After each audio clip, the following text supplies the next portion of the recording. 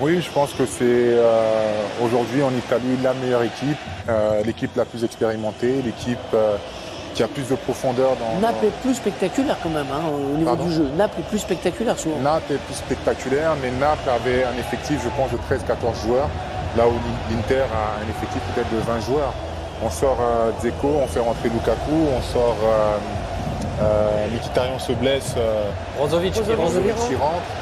Et l'intensité qui est mise en fin de saison par une équipe comme l'Inter est au-dessus de ce que Naples a pu produire lors de ces dernières semaines et au-dessus de ce que le Milan AC nous a montré lors de ces 2 derniers matchs.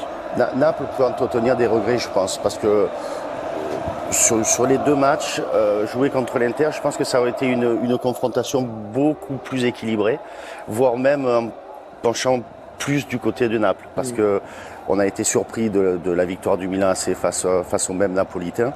Et c'est vrai que bon, là, on se retrouve dans une situation où on retrouve finalement aussi le football italien. Ça, c'est une très bonne chose.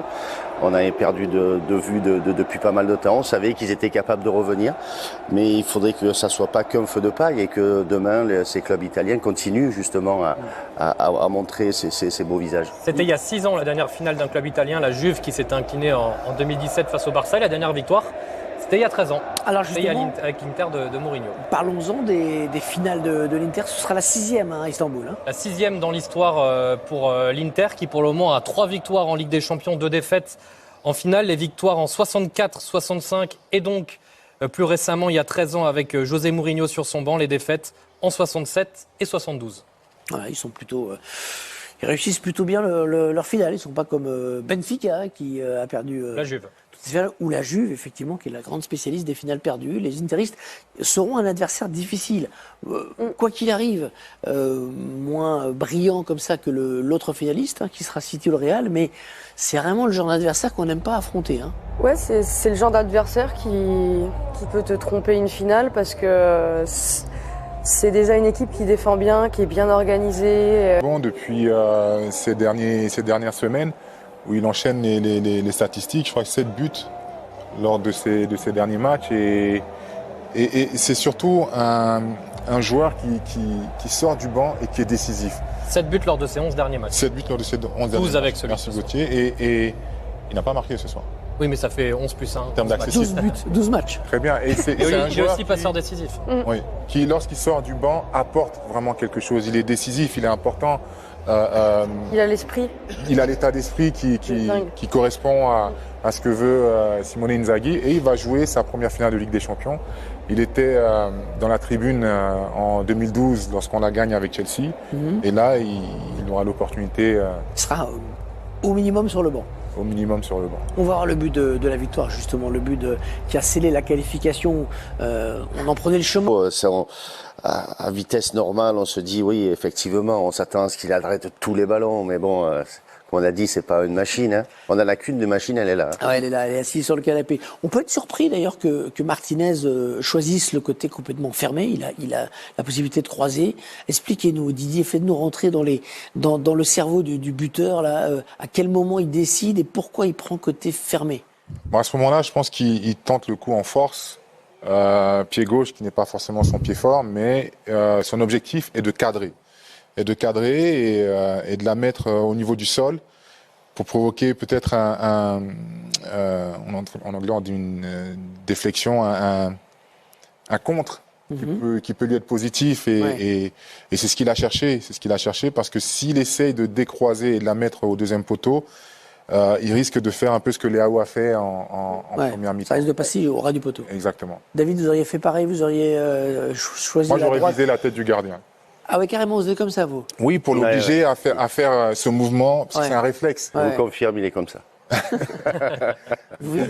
Obliger le gardien à table, avec un super gardien, on en a parlé, c'est Onana, une défense à 3, avec des tueurs derrière aussi. Le maillot de Giroud. Ce qui symbolise cette défense agressive et toujours vers l'avant, c'est ce maillot de Giroud qui est déchiré, il est obligé de changer de maillot en deuxième partie de match. Et il y avait Skriniar, capitaine bien installé dans cette défense, leader de cette défense, qui s'est fait opérer il y a quelques semaines, qui ne rejouera plus normalement cette saison, qui était un élément important. Là, il n'était pas du tout là sur les demi-finales dans ces rendez-vous face à l'AC Milan et finalement il n'a pas manqué à l'Inter. Ils ont ce vice, je trouve, dans leur manière de défendre, pardon, qui leur donne en plus ce petit truc en plus. Bon, après, il faut pas que ça se voit, mais en général, ils font ça subtilement. Ils sont très forts. Ils ont Bastoni qui porte bien son nom. Et ça serait intéressant de demander à Olivier Giroud ce qu'il a pensé des deux confrontations.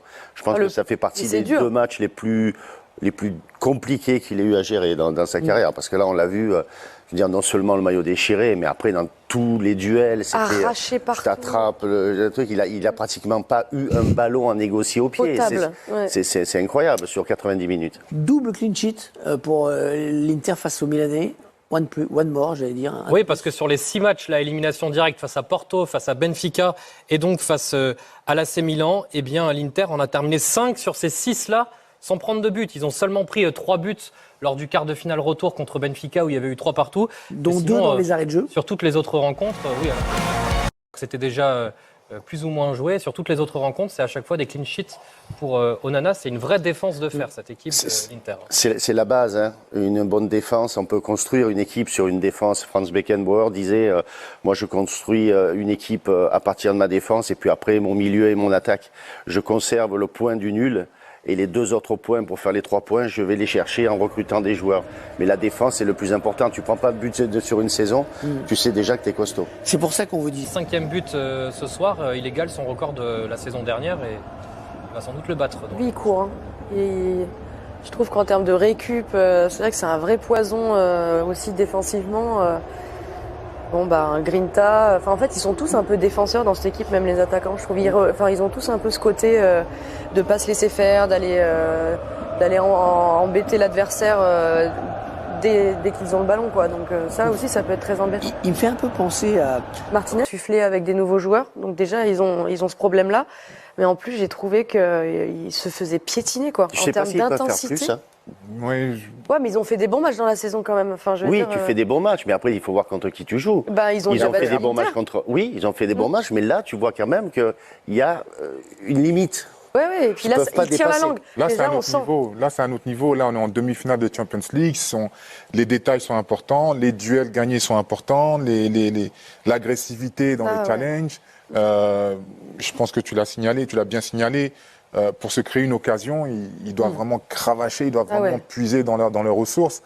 Et tandis que l'Inter est vraiment consistant du début à la fin. Ça presse, c'est opportuniste, ça défend bien, c'est solidaire, c'est l'opposé de ce que nous a montré le Milan AC. Pas d'occasion en seconde période, 3 occasions de Didier Gauthier en 2 matchs. Effectivement, les Milanais n'ont pas pesé finalement dans cette demi-finale. On rappelle quand même qu'après 13 ans, je crois, d'absence en Ligue des Champions, ils ont fait leur retour la saison dernière, ils n'avaient pas passé les poules, dans une poule très difficile, il y avait Liverpool et un autre gros club, c'était un groupe de la mort. Et Porto et l'Atlético l'année dernière. Voilà, et là ils se retrouvent quand même en demi-finale pour un retour 2 ans après, c'est quand même une belle perf, mais bon, voilà.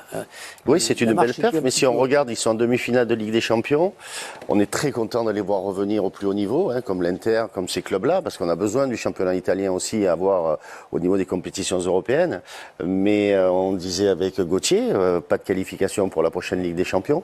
Perdre le titre. Pour le moment, en tout cas, ils sont hors du top 4 en Italie. Ils peuvent quand même, c'est pas encore mais bon, mort, il va falloir quand même, il reste quelques matchs, il va falloir quand même cravacher pour arriver à récupérer ces points nécessaires. Après, c'est vrai qu'on a une période de vache maigre, c'est-à-dire qu'on fait une super campagne européenne cette année.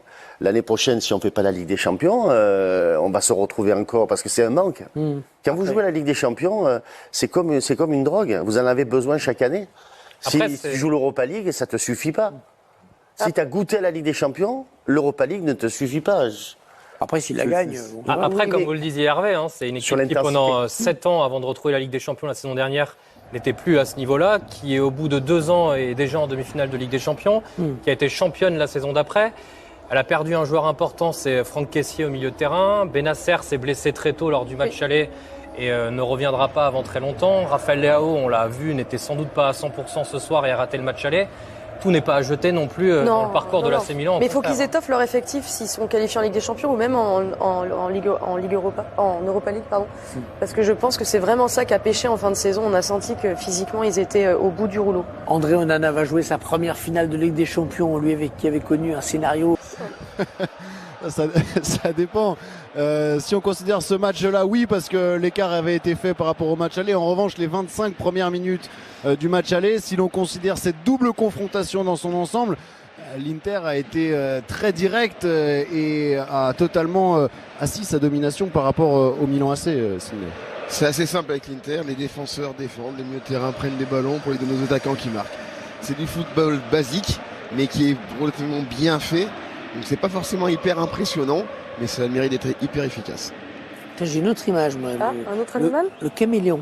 Parce que vous voyez, ils prennent une couleur, on les voit pas, Mais ils c'est un sont peu très comme lents, le ils vous serpent endorment, et lunaire. tout à coup, il y a la langue qui fait... Et paf, vous êtes mené à 0. Pourtant, Hervé, ce que vient de dire Sidney, c'est très clair. Ah mais j'aime bien, c'était c'est très clair. net et sans Oui, mais il bavure. n'était pas dans la Il Diamanie. vient de dire quelque chose qui est très clair. Mais en fait, c'est la Justement, même chose là, que le caméléon, Il n'y a plus d'animaux, il n'y a plus mais de en serpents de mer, foot. il n'y a plus de caméléons. Là, on est Mais sur nous, on aime des les défenseurs animaux. qui On aime défendent, les animaux, des les milieux de terrain qui sont au milieu et qui créent le jeu, et des attaquants qui Voilà, marquent. c'est efficace. Il n'y a pas plus clair que ça. Le football est limpide dans ce cas-là. Oui, très bien. Mais Bravo, Sidney. Merci Sidney Mais- de nous ramener à la réalité. C'est un peu du foot à l'ancienne finalement ce que fait l'Inter, hein, avec un jeu direct, du jeu long, on en parlait la semaine dernière, mais ça fonctionne. Et c'est un peu ce que l'Inter avait fait Avec en Mourinho. 2010 avec Mourinho lors de la finale contre le Bayern. On va vous montrer les images quand même parce que cette finale disputée à Bernabéu. Sidney, puisque vous faites un tabac, Ouais, on vient on a vous adoré. revoir Bravo, la avec, gauche. avec Paul Choucriel On aime. sur la perspective de la finale.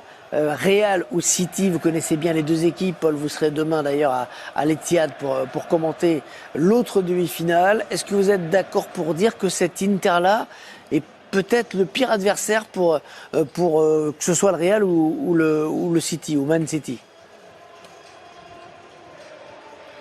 Quoi qu'il en soit, ça sera difficile de bouger cette équipe. Parce qu'elle est très pragmatique, parce que voilà, il n'y a pas de superflu dans cette équipe, ça joue comme ça s'est joué. Et déjà, ça défend bien. Et quand une équipe défend bien, que ce soit contre City ou contre le Real, leur prochain adversaire, ça sera compliqué pour les deux équipes de marquer un but à cette équipe de l'Inter. Pour avoir vécu ces deux matchs ici, Hervé, j'ai l'impression vraiment que l'Inter a quelque chose que le Real et que City n'a pas, c'est cette capacité à, on parlait de l'intensité lors du match aller, à mettre toujours plus la pression sur son adversaire. Ils les ont étouffés, les Milanais, au-delà de ce qu'ils sont capables de faire avec leurs moyens, les garçons de Stefano Pioli, que ce soit la semaine dernière ou cette semaine, à aucun moment ils ne l'ont laissé la chance d'espérer, et ça c'est la très très grande force de l'Inter à mon sens. Merci Paul, merci Sidney. Ils les ont étouffés comme un boa de mer. Voilà, un boa de... Ah ouais, ça ne s'arrête plus là. Attendez, Hervé, après, pour rebondir sur ce qu'on vient d'entendre, l'Inter qui joue contre City ou le Real, déjà il faut avoir le ballon. Je pense qu'avec City et le Real, le ballon, ça va être compliqué de l'avoir si on s'appelle l'Inter. Parce que quand on voit les milieux de terrain de City ou du Real de Madrid, ça joue très bien au ballon. Donc là, ça serait un adversaire qui serait beaucoup plus compliqué à l'Inter pour développer leur style de jeu basique, vont de fatiguer. serpent de mer, de caméléon, de ce que vous voulez. Caméléon de mer. Bon, écoutez, on verra ça demain. 21h, On le a match entre réinventé le City et le Real. 19h, jour de foot, 19h50.